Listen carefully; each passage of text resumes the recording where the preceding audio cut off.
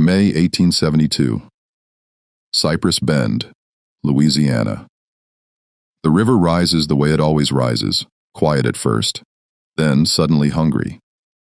Water presses into the low ground, gnaws at the bank, and drags the soil away like it has been paid to forget. People call it a spring flood, as if naming it makes it harmless. But floods don't just destroy. Sometimes they expose. And in this case, the river did not bring something in. It pulled something out. They found the first bone at daylight, after the water fell back enough for men to step onto the slick slope without sliding into the mud. A pale curve in dark soil, too clean to be driftwood, too wrong to ignore. Then another. Then the shape of a skull, tilted sideways, mouth open as if it had been interrupted mid-breath. That's when the story stopped being about weather. That's when it became about what had been planted here on purpose. By noon, the count reached 12. 12 graves without names. 12 bodies set close together, aligned like someone cared about order. Not scattered by animals. Not washed in by the flood. Buried. Packed into the same layer of earth, the same depth, the same ugly efficiency. You don't get a pattern like that by accident. You get it by decision. You get it when men decide that the dead should not be found, and the living should not ask questions. Cypress Bend is the kind of place that survives on short memory. A bend in the road, a bend in the river, a bend in the truth. The locals will tell you the land has always been this way. They will point to the water line on the trees and shrug. But the riverbank didn't make 12 graves. Human hands did. Someone chose a night. Someone chose the shovel work. Someone chose to bury the evidence tight enough that it would stay hidden until nature refused to cooperate with the lie. The land, on paper, belongs to Harrowell Plantation. That's not a rumor. That's recorded. A property line drawn by ink and enforced by guns. Harrowell is a name that still carries weight in 1872. Weight like a chain does. The plantation sits just far enough from town to keep its business private, but close enough to keep the courthouse friendly. People who benefit from that arrangement call it how things are done. People who suffered under it called it something else, in whispers, when the overseer wasn't near. Here is what is immediately suspicious. The speed at which the officials tried to make the graves ordinary. Before the bodies were even fully uncovered, the county men were already reaching for explanations that required no responsibility. Old burials. War dead. Drifters. Words designed to drain the poison out of the discovery. Words designed to keep names from attaching to power. And then, right on schedule, paperwork began to vanish. A plantation map that should have shown boundary markers and burial plots, missing. A ledger line that should have listed labor, transfers, purchases, suddenly incomplete. Pages torn out clean, as if the book itself had been trained to obey. You learn something quickly in places like Cypress Bend. Evidence doesn't disappear on its own. It is removed. And the people who remove it don't do it because they are innocent. They do it because they understand what records can do when they stop being private. The 12 bodies were not given names that day. They were given labels. Unknown. Colored. Unclaimed. The language of erasure, updated for a new decade. Slavery is legally dead by 1872. Yes. But the habits of slavery, especially the habit of disposing of black lives without consequence, did not die cleanly. It survived in the soil. It survived in the courthouse. It survived in the way men talked about the dead like they were debris. If you want to understand the crime, begin with the question everyone tries to avoid. Why were there no markers? Even the poor, even the forgotten, are usually granted a stone or a cross by someone who wants peace with God. But these 12 were stripped of that final dignity. That is not neglect. That is intent. A marker is an admission that a person existed. A marker is an invitation for memory to return. Whoever buried these bodies did not want memory returning to this spot. They wanted the river to keep its mouth shut forever. And yet the river spoke. The graves were revealed after decades of pressure, after seasons of rain, after years of roots crawling through dirt like fingers. Which means the burial was not fresh. It had age. It had been waiting, held down by the same earth that was meant to hide it. The flood didn't create the graves, it merely broke the seal. Nature acted like a witness that cannot be threatened, bribed, or lynched. It just tells the truth when it's ready.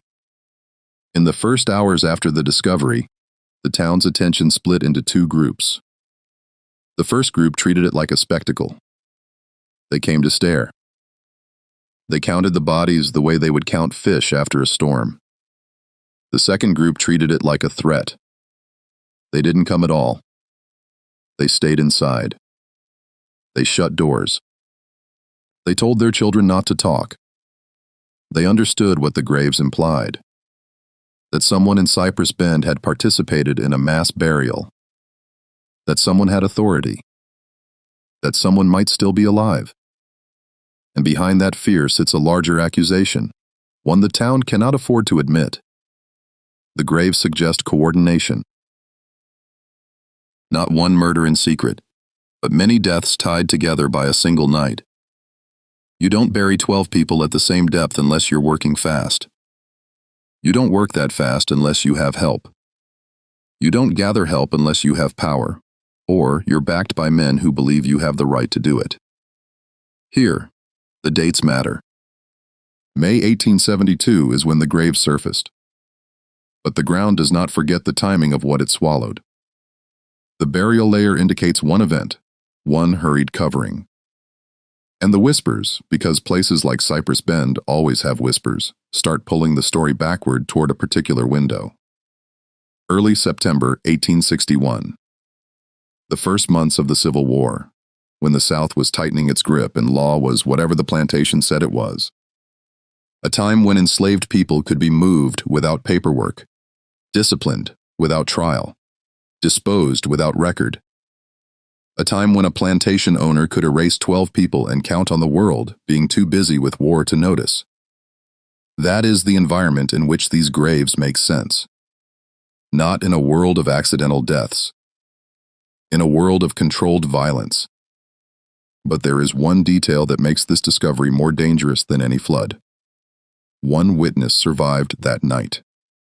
One living person carries the memory of what happened and has spent years swallowing it like poison because speaking it could bring the same shovel work back to his doorstep. His name is Elijah Moss. In June 1872, word reaches the county that Elijah is alive, that he lives within traveling distance, that he was once held on or near Harrowell land. And immediately the same machinery that tried to make the graves ordinary begins turning toward him. Not to protect him, not to hear him, to manage him, to silence him politely if possible, violently if necessary. Because Elijah is not simply a man with a story. He is a crack in the wall Cypress Bend built around its past. He is proof that the graves were not anonymous when they were dug, only made anonymous afterward. He is the reason the missing ledger pages matter. He is the reason the flood is not just weather, but an indictment. And here is the moral problem this town wants to skip. The dead do not get to testify. The dead do not get to demand names. The living must do it for them. If the living refuse, if the living accept unknown as an answer, then the burial worked. Then the crime is completed, not by the hands that dug, but by the silence that follows. So we begin where Cypress Bend would rather not. with 12 graves that were never meant to be found, on land that was never meant to be questioned, in a country that spent centuries perfecting the art of making black suffering disappear. May 1872 did not uncover a mystery. It uncovered a decision.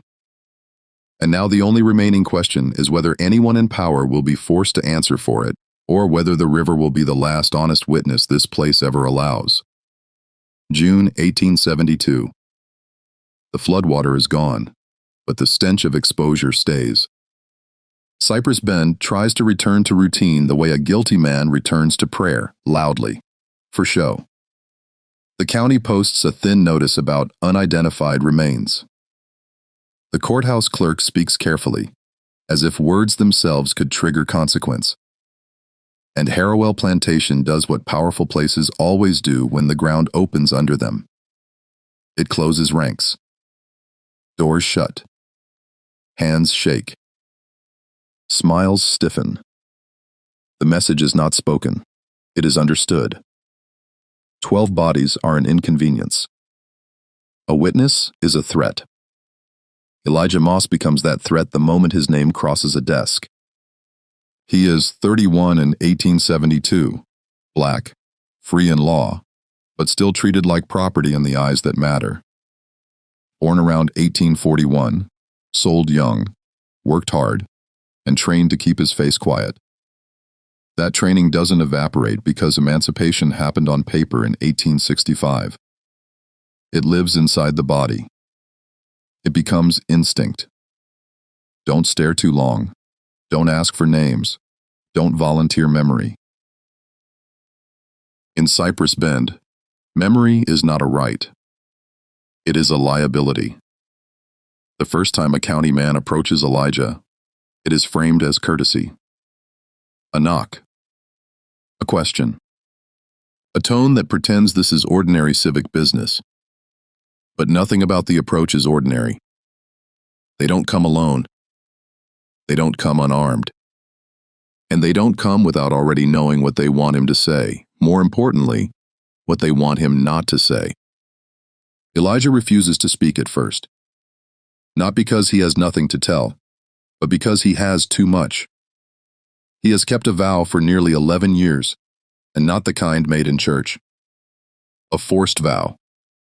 A vow extracted on the morning after blood, under threat of more blood. September 4, 1861. One day after the night that swallowed 12 people.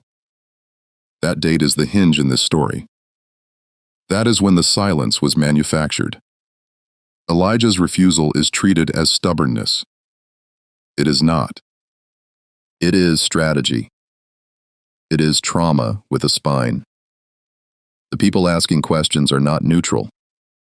Some of them were alive in 1861, wearing authority like a badge or carrying it like a whip.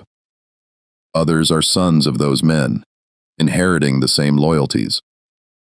If Elijah speaks and the story points upward, toward landowners, toward deputies, toward overseers, then Elijah is not providing testimony. He is signing his own death notice. Cypress Bend has a long tradition of accidents. A man falls into the river. A cabin catches fire. A freedman disappears on the road between jobs. The town shrugs. Papers are filed. No one is charged. The system doesn't need to announce vengeance. It simply creates conditions where survival requires obedience. This is how Elijah's memory becomes locked. Not by mystery, by coercion. On June 9th, 1872, Elijah is brought to town under the excuse of identification. They tell him they want help naming the dead. They say it like they care. But the room he is taken into is not built for truth. It is built for control. A deputy stands too close. The clerk's pen pauses at the wrong times. And then the questions start. Were you there? Did you see anything? Do you recognize anyone? The questions are structured to trap him between two dangers. Lie and be useful, or speak and be punished. Elijah chooses a third option. He gives them almost nothing. A shake of the head, a tight mouth, a single sentence that keeps him alive. I don't know. It is not the truth. It is a shield. And the county men respond the way men respond when a black man refuses to serve their narrative. They threaten him without writing the threat down. They remind him where he lives. They mention his employer. They say his name as if it is a leash. And then, more quietly, they invoke the old order, Harrowell, the plantation, the people who own the ground. As if land ownership includes ownership of speech. This is where the prosecutors of this story become visible, and I use the word carefully. Prosecutors, because what Cypress Bend is conducting is not an investigation. It is a pretrial against Elijah's memory. They are not asking what happened. They are building a case for why it should never be said. The pressure on Elijah intensifies when the pattern of the graves becomes undeniable. 12 bodies, 1 burial layer, close alignment.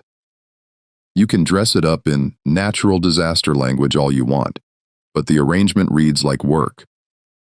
And when something reads like work, someone did it. Work implies workers. Workers imply orders. Orders imply a boss.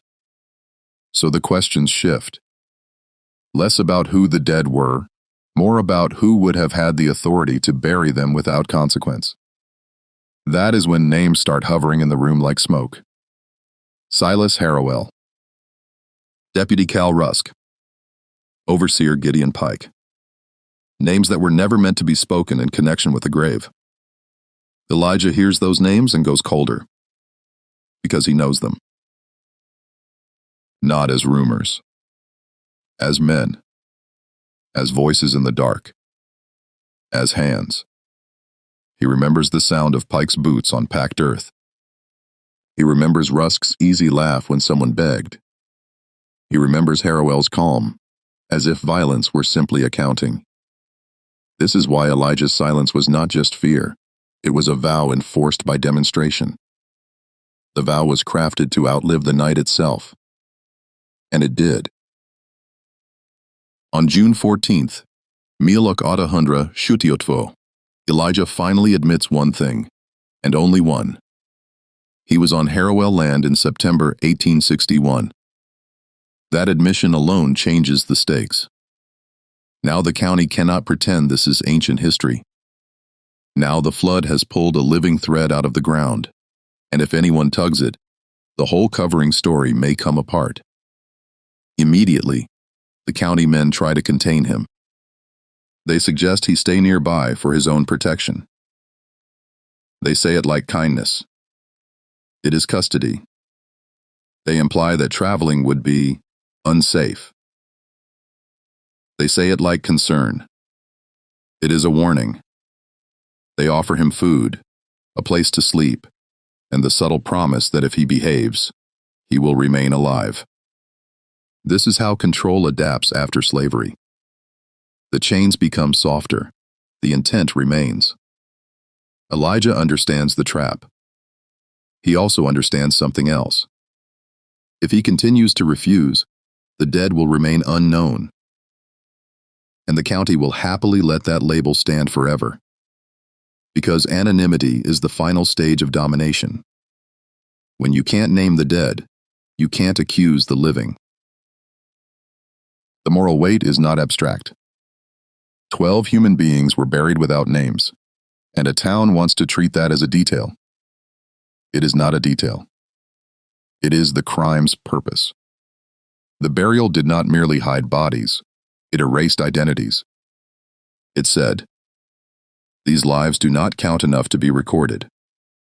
And that is why Elijah's role becomes unavoidable. He is not just a witness to violence.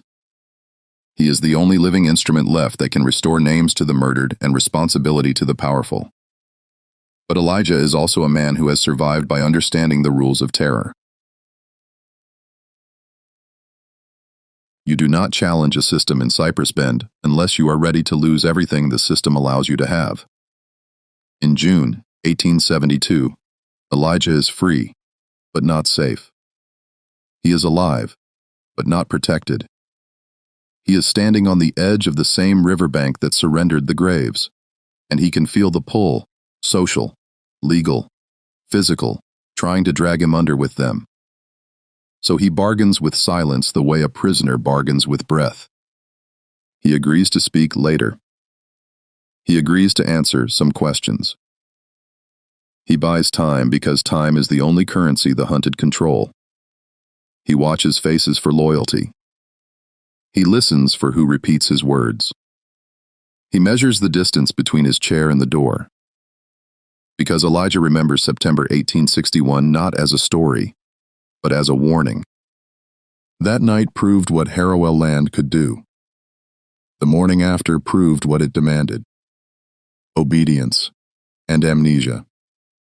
And now, in June 1872, the town is trying to recreate that morning, different decade, same aim. The difference is that the river has already broken the first seal. The graves are out. The air has changed. The lie no longer sits comfortably. The only question left is whether Elijah will break the vow that was forced into his mouth on September 4th, 1861, and if he does, whether Cypress Bend will answer with justice, or with the same old accidents it has always used to keep black truth from reaching daylight.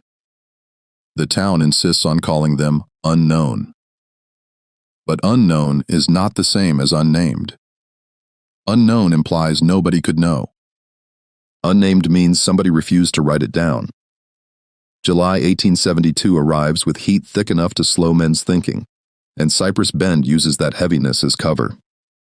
They want the story to sweat itself out, to become yesterday's discomfort.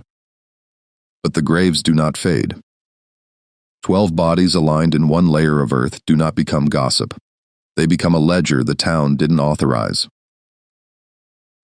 And when the official ledger is missing pages, the ground becomes the record. This is where the reconstruction begins, not from curiosity, but from necessity. Because if those 12 remain faceless, the system that killed them gets the last word. The investigative work does not start in a courthouse. The courthouse is compromised. It starts in fragments. A torn church register, an old shipping invoice, a plantation tally sheet with ink smudged as if someone tried to rub people out of existence.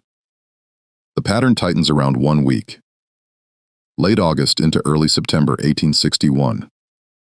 The date repeats across the scraps like a bruise that won't heal. September the 3rd, 1861. The night the burial suggests. The night that fits the weathered soil layer. The night that matches the logic of a plantation frightened by war and determined to erase loose ends before the world changes its rules. Because the Civil War didn't just threaten the Confederacy, it threatened the private empires that plantations had built. In 1861, Harrowell Plantation is not merely a farm. It is a disciplined labor camp with a balance sheet. And when balance sheets are threatened, men like Silas Harrowell don't reach for mercy. They reach for control. Here is what the fragments show, even when the official books are conveniently damaged. In early 1861, Harrowell's workforce numbers are steady. Names, first names, sometimes only first names, appear in a rough, utilitarian hand.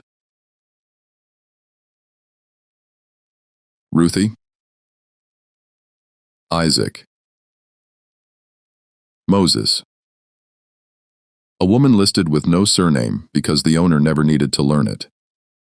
A man listed as a number in one column and a body in the next. Then, after the first cannon fire of the war changes the air, the entries become nervous. Transfers increase. Sent. Moved. Loaned. The plantation's language is always clean, even when the reality is blood. And then, in the first week of September 1861, There is a gap that is too wide to be natural. 12 names stop appearing. Not crossed out like deaths. Not updated like sales. Just gone. As if the people never existed. As if the plantation could delete lives the way a clerk deletes a mistake. But the ground does not cooperate with that fantasy. The graves are the correction. The county tries to push the timeline toward war dead, because war is a convenient thief. War lets men say, everything was chaos. Nobody remembers. Records burned. Bodies moved. But this burial argues the opposite. Chaos leaves scatter. This burial shows order. 12 placed close, aligned, buried to the same depth. That is not battlefield confusion. That is organized disposal. So what happened on September 3rd? 1861. Cypress Bend doesn't want that question asked, because the answer pulls in people still protected by reputation. The plantation. The deputy. The overseer. These are not random criminals. They are institutions with friends. The reconstruction points to motive first. Fear of insurrection, fear of escape, fear of testimony. In 1861, enslaved people are hearing rumors, union lines, federal pressure, the possibility of a world where owners lose their grip. Rumors don't need to be true to be dangerous. They only need to make enslavers feel exposed. And exposed men become violent men. Harrowell Plantation, by late summer 1861, has reason to be paranoid. Labor is tense. The patrols increase. Gideon Pike, the overseer, tightens discipline and calls it keeping order. Deputy Cal Rusk rides out more often, not to protect black families, but to protect white property and white calm. When a badge serves a plantation, the law becomes a tool, not a boundary. Elijah Moss knows this environment in his bones. This is the part of his memory that returns in flashes, not as a narrative he can control, but as sensations that betray him. The smell of pine pitch from torches, the taste of dust, the sound of rope fibers sliding, the way men lower their voices when they intend to do something they will later deny. And Elijah also remembers the trigger, not as an abstract incident, but as the kind of small rebellion that plantations interpret as a declaration of war. A missing set of keys, a burned shed, a whispered plan overheard by the wrong ears. It doesn't matter which, because the system doesn't need proof to punish. It needs an example. 12 bodies buried together suggest that September 3rd, 1861 was not about one person's punishment. It was about collective terror. It was a message. We can erase you in groups. We can erase you so thoroughly the world won't even know to ask. This is how power speaks when it feels threatened. By July 1872, the names begin to surface despite the town's resistance. Not all 12, not yet, but enough to prove the dead were not strangers passing through. They belonged to the plantation's machinery. They were counted when it served the owner, and erased when counting became dangerous.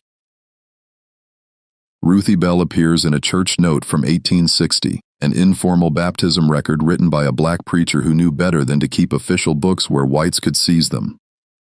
Isaac Cade appears in a shipping invoice indirectly, listed as labor attached to a wagon purchase, as if his body were an accessory. Moses Dyer appears in a worn tally sheet, marked with a symbol indicating strong back, the plantation's crude shorthand for usefulness. This is the obscene intimacy of slavery. Your value is documented. Your humanity is not. The town's reaction is immediate and revealing. Once names begin attaching to the graves, denial becomes harder, and the tactics shift. It's no longer just, we don't know. It becomes, why dig this up? The question is framed as moral concern, but it is really a demand for silence. The town would rather protect its living elites than honor its murdered black dead. That is the old American reflex. Treat justice as disruptive. Treat truth as impolite. Meanwhile, pressure tightens around Elijah again. The county men return with a new tone, less coaxing, more warning. They suggest his memories are confused.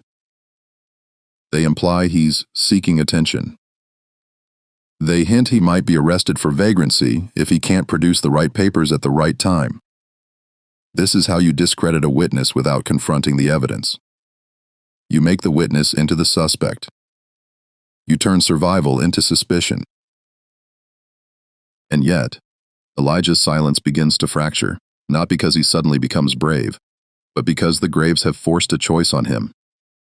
Either he remains quiet and the 12 stay buried twice, once in dirt, once in history, or he speaks and risks becoming the 13th body the town tries to hide. Here is where the narrator must be blunt. The vow Elijah made on September 4th, 1861 was never a moral vow. It was extortion. It was violence disguised as an agreement. That matters, because Cypress Bend will later try to frame his silence as proof that nothing happened. But silence under threat is not evidence of innocence. It is evidence of power. By late July 1872, Elijah begins to offer details in pieces, like a man sliding contraband across a table. He confirms the night patrol increased around the first days of September 1861. He confirms that Pike gathered men after sundown. He confirms that Deputy Rusk was present on Harrowell land that week, which is not normal unless the plantation wanted the authority of the badge nearby. And most importantly, Elijah confirms something the graves already suggested. The burial was done in a hurry, before dawn, before anyone could see, before anyone could name. Cypress Bend has spent years training itself to forget. But forgetting is not neutral. Forgetting is a choice that benefits someone. The 12 graves without names are the physical consequence of that choice. And as the names begin to rise, Ruthie, Isaac, Moses, the town's posture tells the truth it refuses to speak. It is not afraid of superstition. It is afraid of accountability. Because once you name the dead, you can accuse the living. And in a place like Cypress Bend, accusation is not just a legal act. It is a moral one.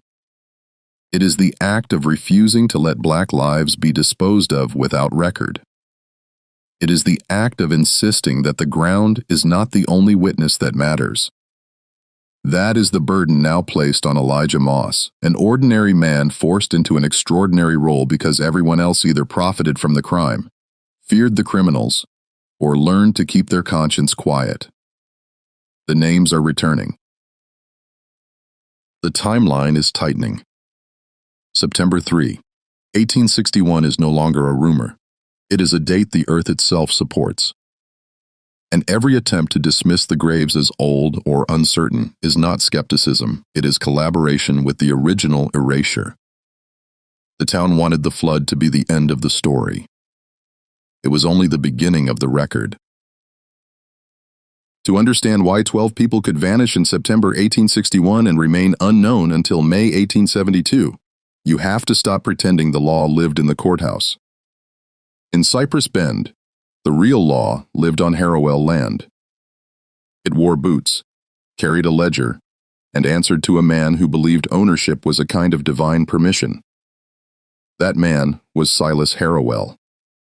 And if you want the most accurate description of his authority in 1860 and 1861, don't call it influence. Call it jurisdiction. A private jurisdiction built on forced labor and defended by public institutions that were supposed to restrain it. They didn't restrain it. They served it. Silas Harrowell is 48 in 1861. He is not a caricature. He is worse. ordinary in the way entrenched power is ordinary. He presents himself as disciplined, methodical, respectable. In town, he speaks about order, stability, proper management. On the plantation, those words translate into policy. The plantation is not only a place of work, it is a machine designed to extract output and crush resistance. And Harrowell's genius, if we must use that word, is that he makes violence look like administration. He doesn't need to shout. The system shouts for him. In 1860, Harrowell Plantation expands its acreage along the riverbank, precisely the bank that collapses in May 1872 and reveals the graves. That detail matters. Expansion brings construction. Construction brings fresh digging. Fresh digging provides an opportunity to hide what shouldn't be seen. In 1860, it's easy to move earth without questions. It is also easy to move people without paperwork, especially black people, especially enslaved people, especially those whose names, in the plantation's mind, exist only as pencil marks that can be erased. Harrowell's enforcement arm is Overseer Gideon Pike. Pike is in his late 30s by 1861, and he represents the plantation's daily rule. The man who enforces quotas, patrols movement, and punishes disobedience on site. Pike's authority is immediate and physical. His job is to keep the workforce productive and frightened enough not to organize. He knows exactly who is restless, who whispers at night, who looks toward the road too often. On plantations like Harrowell, that knowledge becomes a kill list without ever being written down. But Pike alone cannot bury 12 people in the same night and then keep a county quiet for 11 years. For that, you need something more durable than an overseer's cruelty. You need official cover. You need the badge. That badge belongs to Deputy Cal Rusk. Rusk is a county deputy in 1861. The town treats him like law. The plantation treats him like an accessory. In theory, he is supposed to enforce statutes and protect citizens. In practice, in the pre-war South, the badge frequently functions as a service contract for property owners. Rusk rides out when Harrowell calls. He listens when Harrowell speaks. He looks away when Harrowell needs the looking away done by someone official. This is not speculation. This is how the system survives. The public face of justice becomes the private guard of wealth. By late summer 1861, the Civil War turns Harrowell's paranoia into urgency. War doesn't have to arrive in Cypress Bend with troops to change behavior. It arrives as rumor, as fear, as the possibility that enslaved people will seize the confusion to escape or resist. Owners like Harrowell hear the word union and imagine property slipping from their fingers. They respond the way panicked owners respond. They tighten control and label it necessity. So in August 1861, the plantation's rules harden.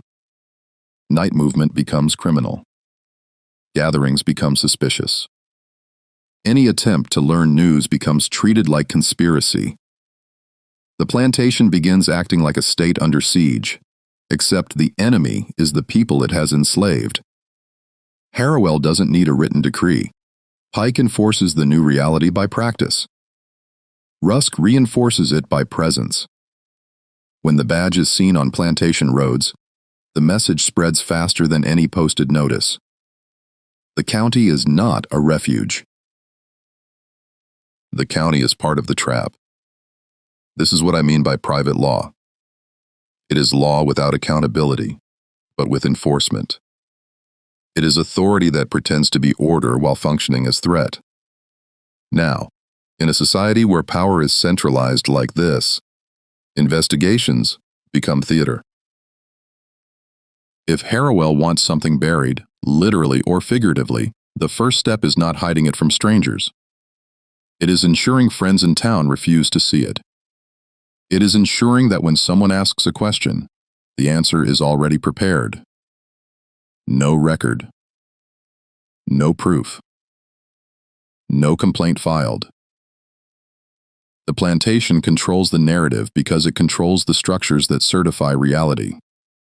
Look at what happens after May 1872, when the graves surface. The county's first reflex is not to secure evidence. It is to normalize it. That reflex has a history. It was trained in 1861, when the county learned how to treat plantation violence as discipline, how to treat black disappearance as relocation, how to treat murder as an unfortunate incident. The same reflex is still alive in 1872 because the same relationships are still alive. Men don't outgrow their compromises. They build careers on them. The names of the 12, Ruthie Bell, Isaac Cade, Moses Dyer, and others still struggling to be recovered, appear in fragments from 1860 and early 1861, then vanish right when Harrowell's fear spikes and Pike's patrols increase. That is not coincidence. That is sequence. And sequence is how you prove intent when people have spent a decade scrubbing direct proof out of books. So let's be precise. If these 12 were buried the night of September 3rd, 1861, then the burial required time, tools, coordination, and confidence that no one would interfere. That kind of confidence does not come from desperation. It comes from power. It comes from knowing that if a witness speaks, the county can be relied on to discredit him, threaten him, or remove him. It comes from knowing the badge is not a risk factor, it is an asset. Deputy Rusk is the key to that confidence. Not because he has to swing a shovel himself, but because his presence transforms violence into authorized activity. A deputy near the scene discourages outsiders, discourages questions, and provides the quiet promise that anything that happens will be handled in-house. And in Cypress Bend, in-house is code for handled in a way that protects the people who matter. Silas Harrowell benefits from all of this without exposing his hands. He can sit inside respectability while Pike does the enforcing and Rusk does the laundering. He can speak about wartime precautions while 12 bodies are erased under that umbrella. This is why the story is not about one sadistic overseer. It is about a chain of command. Chains, plural. The same concept that bound black bodies to labor bound the town's institutions to plantation interests. Elijah Moss understands this chain better than any scholar because he lived beneath it. He knows Harrowell's voice doesn't need to be present at every act for Harrowell to be responsible. Power doesn't have to appear at the scene. It only has to design the conditions where the scene becomes possible. And Harrowell designed those conditions for years. The plantation's routines were built to isolate people, control movement, restrict communication, and punish witnesses. That is infrastructure for disappearance. There is a moral lesson Cypress Bend keeps trying to evade. When a society gives one class of people the power to erase another class without paperwork, the crime is not simply the act of erasure. The crime is the permission structure that made erasure normal. Harrowell Plantation did not operate in a vacuum. It operated in a county that supplied deputies, judges, clerks, and neighbors willing to accept the plantation's version of events because that version kept the social order intact. And that is why the graves matter so much. They are the one record Harrowell could not edit after the fact. A ledger can be altered. A map can disappear. A witness can be threatened. But 12 bodies buried together, aligned, at the same depth, those bodies testify in a language the town cannot fully censor. They testify that the plantation's private law went beyond exploitation. It entered the realm of elimination. So when Cypress Bend asks, in 1872, why anyone should dig up the past, understand what they are really asking. They are asking for the continuation of the plantation's private jurisdiction into the era of supposed freedom. They are asking that the dead remain unnamed, because naming is an accusation. Naming is a refusal to cooperate with the old system's final demand. Forget. We will not forget. Not because memory is sentimental, but because memory is accountability. And in a place built on erased black lives, accountability is the only honest form of respect the dead can still receive. The country likes neat endings. It likes to say slavery ended in 1865. Therefore, the terror ended in 1865. That is the story told by people who did not have to live inside the aftermath. For Elijah Moss, emancipation was not a door opening. It was a boundary line painted on the ground while the men with guns stayed where they were. The law changed its language. Power kept its habits. And the years between 1865 and 1872 explain something Cypress Bend pretends not to understand. Why the only witness survived, and why he kept his mouth closed long enough for 12 graves to become history. In April 1865, the war is effectively ending, but Cypress Bend does not suddenly become safe for a black man with memory. The plantation economy is wounded, not dead. Silas Harrowell still owns land. Gideon Pike can still find work as an overseer or enforcer. Deputy Cal Rusk can still wear authority. The old network adapts. It shifts from open ownership to informal control, labor contracts that trap, vagrancy charges that punish movement, misunderstandings that end with black men disappearing. Elijah learns quickly that freedom without protection is simply exposure. He leaves Harrowell land in late 1865. Not triumphantly. Quietly. He moves the way a man moves when he is aware he is being watched. No announcements, no goodbyes, no baggage that can slow him down. He takes work where he can find it, repairing fences, hauling timber, clearing fields for men who call themselves employers but still speak in the old tone. He tries to stay invisible because visibility is what gets you taken aside. And he carries the vow from September 4th, 1861, like a brand. Cypress Bend will later call it a promise, as if it were voluntary. It was not. It was a condition of remaining alive. Elijah knows the difference, and he also knows the penalty for breaking it is not a lawsuit. It is punishment delivered in the dark, explained away in daylight. The years that follow teach him the mechanics of post-slavery retaliation. It is rarely formal. It does not come with warrants or court dates. It comes as a warning placed carefully where you will understand it. A deputy asking where you're staying. An old overseer recognizing you and smiling too slowly. A stranger repeating your name in a tone that says your name has been discussed. Sometimes it comes through employers. They say you're trouble. They say you talk too much. They say you are on Harrowell land. In a county like this, gossip is not social. It is surveillance. In 1866, Elijah attempts to register work under his own terms, and the response is swift. He is questioned about his movements. He is reminded he can be arrested for idleness if he cannot prove he is employed. That is how freedom is narrowed. You are told you can leave the plantation, then punished for being found on the road.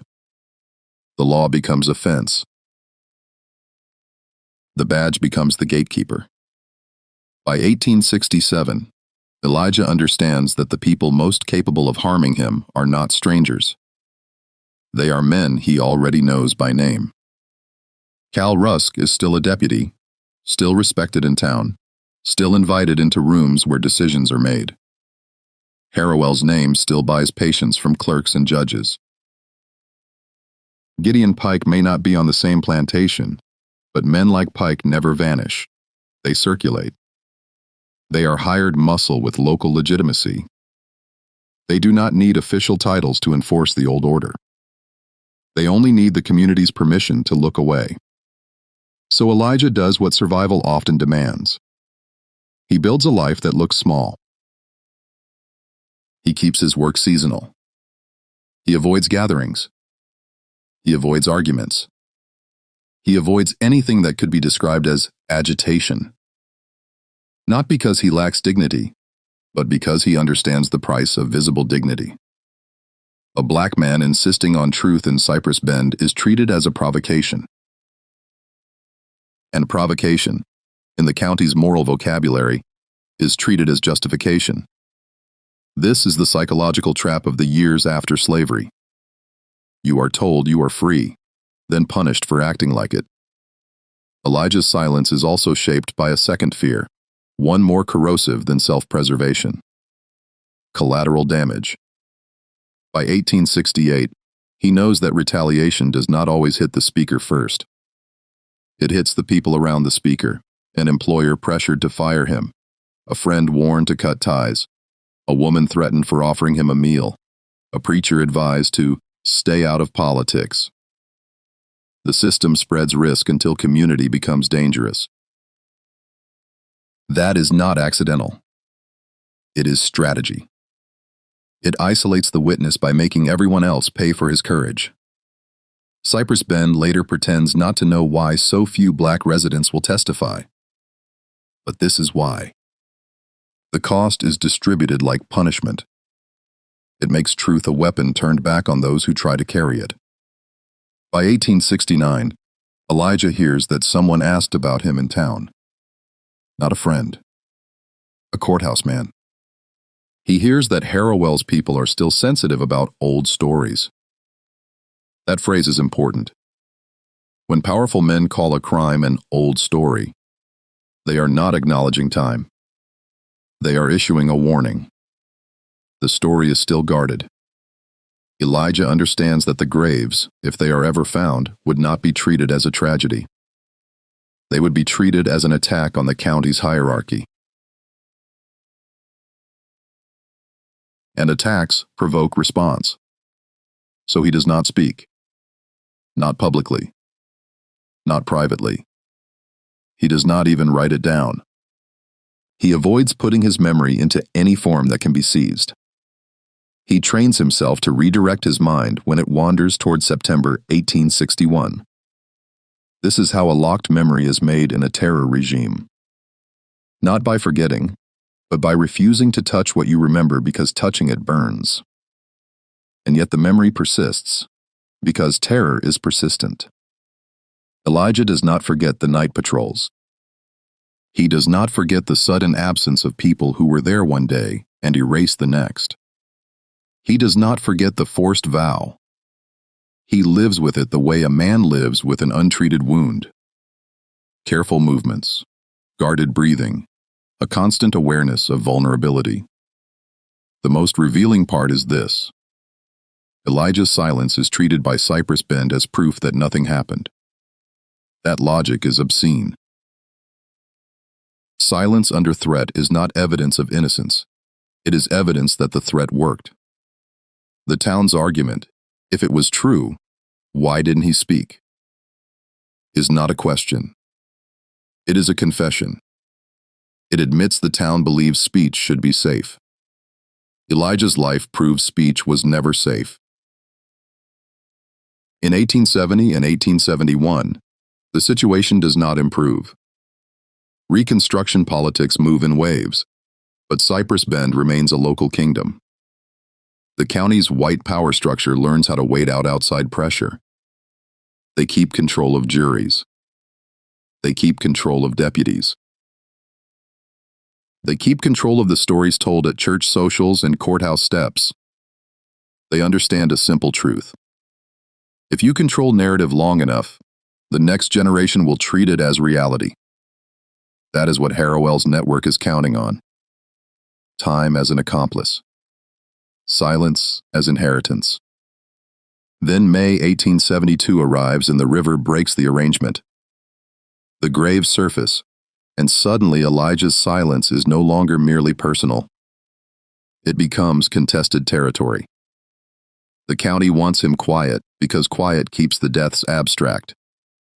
Quiet preserves the ability to call the bodies unknown, to file them away as unfortunate remains. But the moment Elijah speaks, the bodies become names, and names become charges. This is where Elijah's moral conflict sharpens. He has survived by minimizing himself. Now survival demands the opposite. Stepping forward into visibility, placing his body where the county can reach it. And he knows exactly how the county reaches. Not always through open violence, though that remains possible, but through systems. Through arrests for disorder. Through job loss. Through manufactured accusations. Through the quiet pressure that tells everyone around him, don't protect this man, unless you want to share his fate. So when June 1872 arrives and the deputies come to him again, Elijah is not simply being asked to remember. He is being asked to choose between two forms of death. The death of his own safety, or the death of 12 people's identities. And here is the moral demand this story refuses to soften. Societies like Cypress Bend do not merely kill people. They also attempt to kill the obligation to remember them. That is why the graves were unmarked. That is why the ledger pages are missing.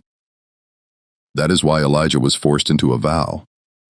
The violence was designed to outlast the event, to echo into the future as silence. Elijah's silence kept him alive from 1865 to 1872. It did not make him free. It made him manageable. And now the flood has done what no politician, no proclamation, no courthouse promise ever did. It has created evidence that cannot be negotiated away. The earth has spoken. The only remaining question is whether Elijah will accept the old rule, survive by staying quiet, or whether he will do the most dangerous thing a witness can do in Cypress Bend. Make the dead impossible to ignore. July 1872 is when the dead stop being a rumor and become a problem the county cannot file away. Heat bakes the riverbank into a hard crust, but the exposed ground is still soft enough to read if you refuse to look away. And there are people in Cypress Bend, quiet, careful people, who understand that the courthouse is not going to do this work honestly. So the inquiry begins where integrity still has room to breathe. Outside official channels, outside plantation influence, in the hands of those who know that procedure is often just a mask for delay. They start with what the county avoids. The physical facts. 12 bodies placed close together, aligned, same burial layer. That alone argues a single event. A single night. A single disposal. Then they look at the soil cut in the riverbank slope, and they understand something else. Whoever dug this chose a spot where seasonal flooding would eventually smooth over the disturbance. A strategic location. Not just hidden, but designed to become invisible with time. The inquiry finds evidence of haste. Not poetic evidence, practical evidence. The depth suggests speed over dignity. The close spacing suggests urgency. The lack of markers suggests planning. In other words, this was not a community burial. It was a concealment operation. Now the county wants to speak in probabilities. Could be this, could be that. The record doesn't need speculation. It needs basic reasoning. If the burial was hurried, then the killers expected scrutiny. If they expected scrutiny, then they understood the act was criminal even by their own standards. And if they still proceeded, then they believed scrutiny could be controlled. That belief, scrutiny can be controlled, is the fingerprint of institutional power. By late July 1872, names and dates begin to stack like charges. Not all of them public yet, but enough to form a coherent timeline. September 3, 1861 is no longer a whispered guess. It becomes the most consistent anchor point. A week of increased patrols. A sudden gap in labor tallies. A preacher's note about 12 taken. A wagon invoice with a strange, sudden extra night guard expense. These are small fragments, but together they form a pattern that cannot be dismissed as coincidence. Patterns are how truth survives when direct testimony has been threatened into silence. And Elijah Moss is still the central danger. The inquiry understands that if they push him too hard, they might break him in the wrong direction, into recantation, into confusion, into a story easy to discredit. So they approach him differently than the county did. Not as a suspect, not as a tool, as a human being carrying a weaponized memory. On July 28, 1872, Elijah meets with a small circle, people who are not invested in Harrowell's comfort. He speaks in fragments. He doesn't deliver a neat confession, because trauma doesn't arrive neatly. It arrives as flashes, as sensory detail, as one fact that refuses to stay buried. The burial was before dawn. The bodies were moved in a line. The men moving them were not panicked. They were purposeful. That detail matters, because panic produces noise. Purpose produces silence. Purpose produces coordination. Elijah's voice changes when certain names are spoken. Not because he is acting, but because his body remembers what the county wants to treat as the past. When Gideon Pike's name is mentioned, Elijah's jaw tightens. When Deputy Cal Rusk is mentioned, Elijah pauses longer than he needs to. When Silas Harrowell is mentioned, Elijah does not speak at all for a moment, because Harrowell is not just a man, he is the atmosphere of that plantation. The air itself belonged to him. Elijah confirms, carefully, that the badge was present on Harrowell land that week in early September 1861. This is crucial. It means the plantation's violence had official proximity, if not official paperwork. It means the county cannot pretend it was uninvolved. The county may not have recorded the murders, but it likely helped create the conditions where the murders could happen without consequence. The inquiry also identifies a practical question the courthouse refuses to ask. Who benefited from this burial staying hidden? Not who was angry, not who had a temper, but who had structural incentive to erase 12 people as a group. Because a group burial suggests a group problem. Multiple witnesses, multiple troublemakers, multiple people who knew something the plantation could not tolerate becoming public, especially not in 1861, when the South was terrified of enslaved people turning war chaos into freedom. By early August 1872, the inquiry begins mapping relationships rather than chasing rumors. Harrowell's economic ties to the town. Rusk's ties to Harrowell's social circle. Pike's employment history across neighboring farms. The pattern is consistent. Harrowell money flows into county stability, and county stability returns protection to Harrowell. This is the circulation system of impunity.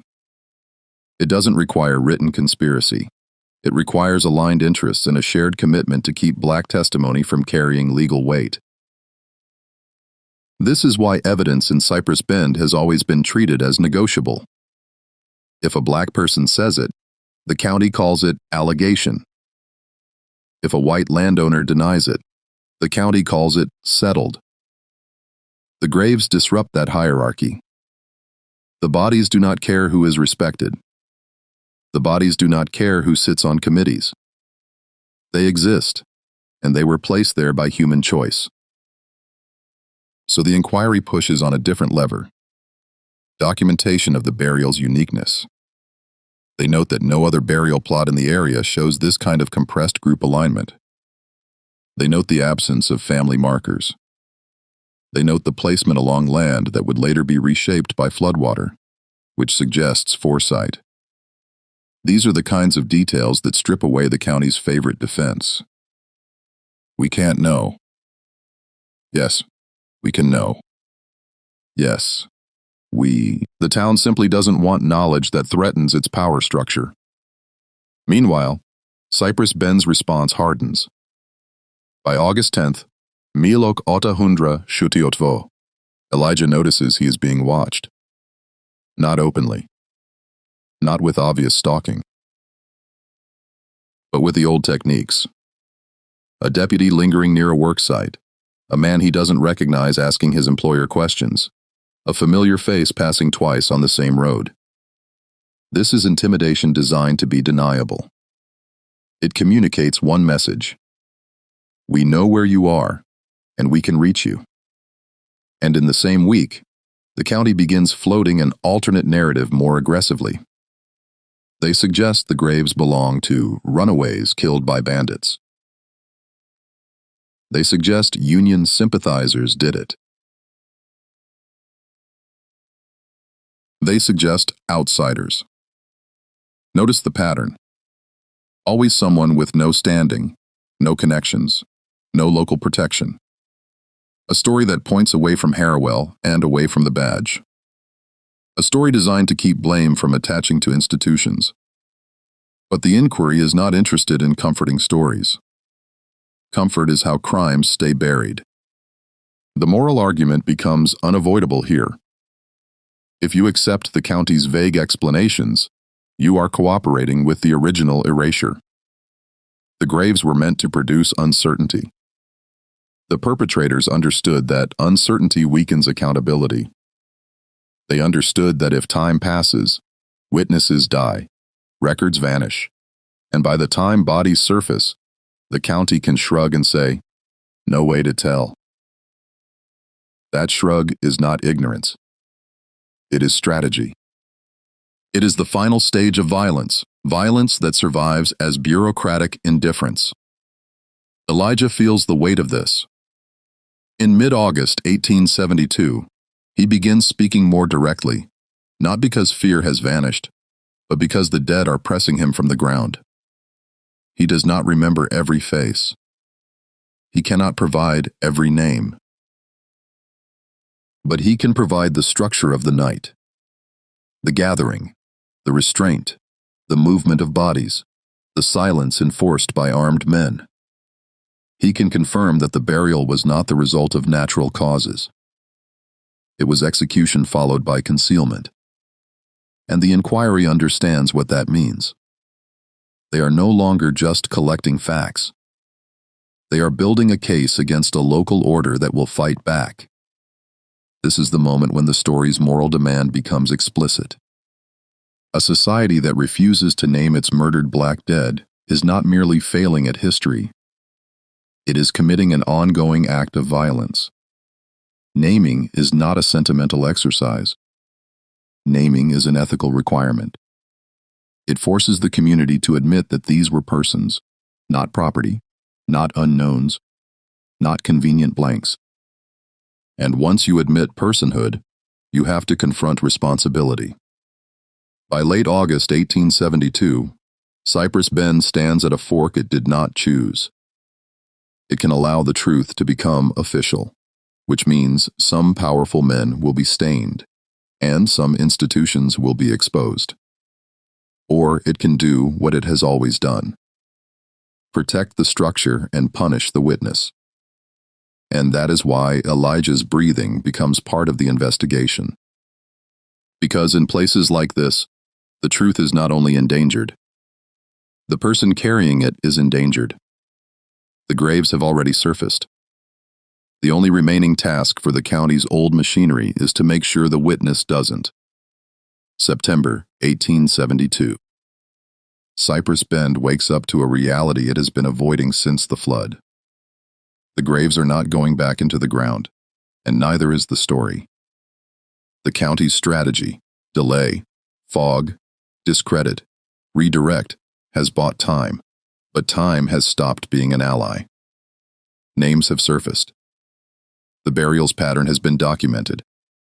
And Elijah Moss, the only living witness tied to the night of September 3rd, 1861, has reached the point where silence no longer feels like survival. It feels like collaboration with the men who buried the 12. This is the moment where people like to ask for closure. But closure is not the goal. Accountability is. The dead do not need a neat ending. They need a true record. And the living, especially the living who benefited from the old order, do not get to demand comfort as a condition for truth.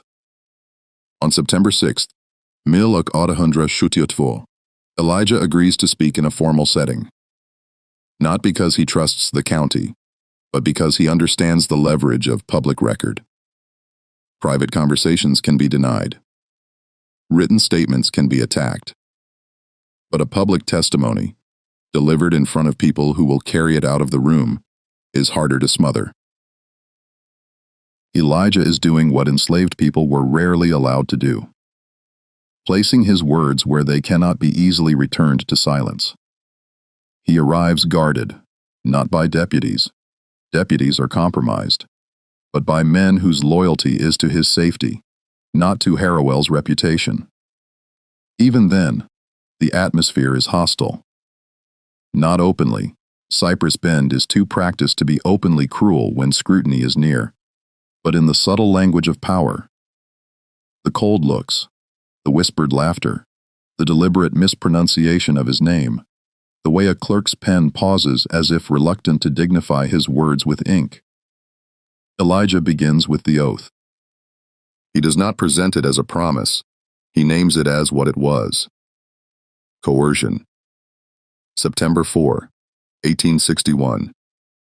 Dawn after the killings. Gideon Pike and other men gather him and a few survivors only long enough to be controlled. They make him swear he will never speak of what happened the night before. They tie that vow to a threat that is not metaphor. They tell him plainly that if he breaks it, he will be buried like the others. That detail matters because it establishes why Elijah's silence lasted 11 years. Silence wasn't a personality trait. It was a sentence imposed by terror. Then Elijah speaks about the night itself, and he does it carefully, like someone walking through a room full of broken glass. September 3, 1861. Sundown. Increased patrol. Men moving with purpose. He describes torches, rope, the sound of boots approaching on packed ground.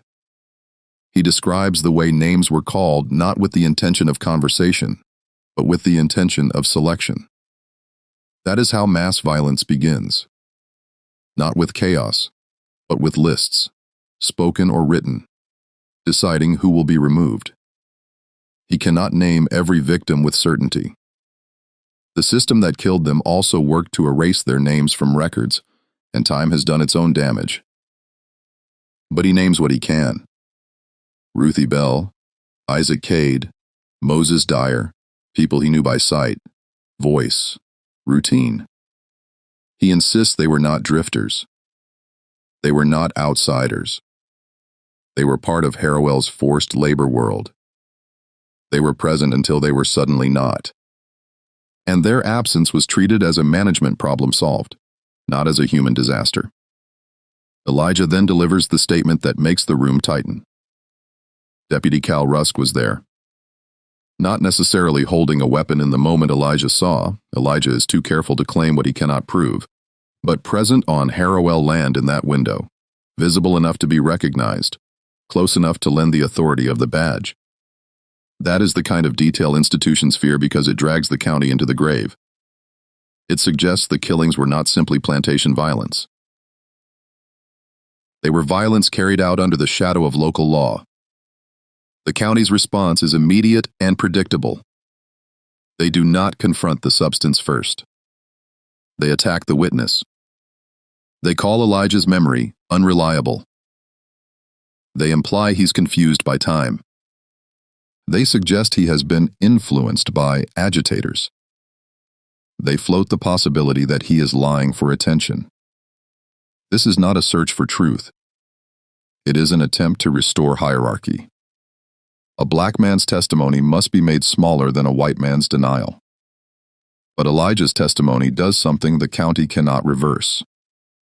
It provides structure. It provides sequence. It provides motive consistent with the burial's physical evidence and with the timeline of disappearances. It turns the graves from an awkward discovery into a coherent allegation. A coordinated removal of 12 enslaved people in September 1861, followed by a forced silence maintained through intimidation into the era of emancipation. And now the county faces a problem it cannot solve with vague language. If Elijah is lying, then why are the graves aligned like a single night's work? If Elijah is confused, then why do plantation tallies show a gap in the same week? If this is old war chaos, then why are pages missing in the very ledgers that should settle the matter? Each attempt to discredit him collides with evidence that has no motive to lie. This is when Cypress Bend shows its true moral reflex. Many in the room do not ask, "Did we do this?" They ask, "Why bring it up?" They frame memory as disturbance. They frame truth as provocation. They speak as if the community's peace is more valuable than murdered black lives. That is the prosecutable ethic of the old order. Stability for the powerful purchased with silence from the harmed. Outside the formal setting, the intimidation escalates. In mid-September 1872, Elijah is followed. His employer is pressured. He is warned, again without writing, about what happens to men who cause trouble. The town attempts to reassert the original agreement. You may live here only if you behave like a person without a past. But Elijah has already placed his past into the public stream.